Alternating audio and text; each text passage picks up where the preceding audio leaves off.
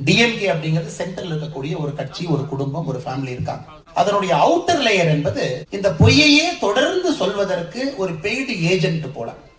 அது சில ஜேர்னலிஸ்டா இருக்கலாம், சில அமெரிக்கால படிச்ச பிலாசபர்ஸா இருக்கலாம்.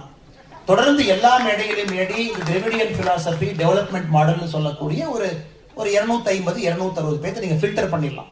அதை அந்த வெங்காயத்தை உரிக்கிற மாதிரி, பெரிய வெங்காயத்தை உரிக்கிற மாதிரி ஒரு லெவல் உரிச்சிட்டு உள்ள போனீங்க அப்படின்னா, அடுத்த லேயர் போனீங்கன்னா that is called the attack layer. இந்த அட்டாக் லேயர் ரொம்ப இன்ட்ரெஸ்டிங்கான ஒரு லேயர். யாராச்சும் சிவிலைஸ்டா ஒரு டிபேட்டை கொண்டு வந்தாங்கன்னா ஃபர்ஸ்ட் நீ கெட்ட வார்த்தையை பயன்படுத்திட்டு சும்மா இருந்துக்க அப்படிங்கிற ஒரு அட்டாக் லேயர். அதாவது ஆபாசமான தரம் குறைந்த ஒரு வார்த்தை, ஜாதியை சொல்லி மதத்தை சொல்லி திட்டிட்டு நீ கம்மன் இருந்துக்க, அவங்க நம்மகிட்ட பேச மாட்டாங்க அப்படிங்கிறது தான் தமிழ்நாட்டில் பல காலமாக இருக்கக்கூடிய அட்டாக் லேயர். அதை கேர்ஃபுல்லா பில்டு பண்ணிருக்காங்க. ஒரு ஏரியால இருந்து ஒரு தலைவர்களை கொண்டு வந்து அட்டாக் லேயர். இந்த அட்டாக் லேயரையும் பெரிய வெங்காயத்தை உரிக்கிறது போல உரிச்சு எடுத்துட்டு மறுபடியும் உள்ள போனீங்கன்னா இந்த குறுநில மன்னர்கள் இருக்கக்கூடிய லேயர்.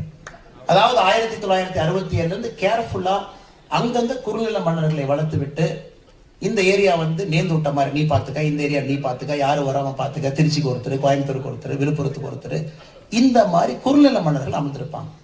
இந்த குறுநில மன்னர்களை பாதுகாப்பது தான் அந்த முதல்ல இருக்கக்கூடிய 2 லேயர்களுடைய வேலையை. இந்த குறுநில மன்னர்கள் எந்த டிவி டிபேட்லயும் மாட்டிக்கூடாது, எங்கேயுமே வாய் திறந்து அவங்க இக்னோரன்ஸை காட்டிடக்கூடாது, எந்த மைக்கிலையும் பேசி எனக்கு ஒண்ணுமே தெரியாதுன்னு சொல்லிடக்கூடாது. இப்ப தமிழகத்தில் இருக்கக்கூடிய பாதி குறுநில மன்னர் அமைச்சர்கள் பாத்தீங்கன்னா இந்த 3வது லேயராக கிட்டத்தட்ட ஒரு 40 ஆண்டுகளாக ப்ரொடெக்ட் செய்யப்பட்டு கொண்டு வந்திருக்கு. ஒருவேளை இந்த 3rd லேயரை நம்ம உரிச்சு பிதுக்கி எடுத்துட்டு பெரிய வெங்காயம் மாதிரி 4th லேயருக்குள்ள போனீங்க அப்படின்னா அதற்குள்ள இந்த குடும்பம் ஒழிந்து கொண்டிருக்கிறது. ஏன்னா அந்த குடும்பத்தை பாதுகாப்பது இந்த குறுநில மன்னர்களுடைய வேலை.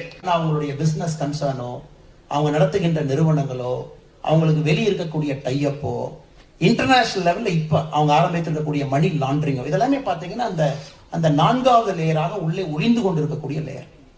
அதையும் உரிச்சு எடுத்துட்டீங்க அப்படின்னா உள்ள வந்து கோபாலபுரம் அமர்ந்திருக்கிறது.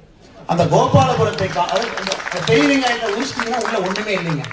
பெரிய வெங்காயத்தை உரிச்சதுக்கு அப்புறம் உள்ள இருக்கிற சின்ன வெங்காயத்தை வச்சு எப்படி சாப்பிட முடியும்?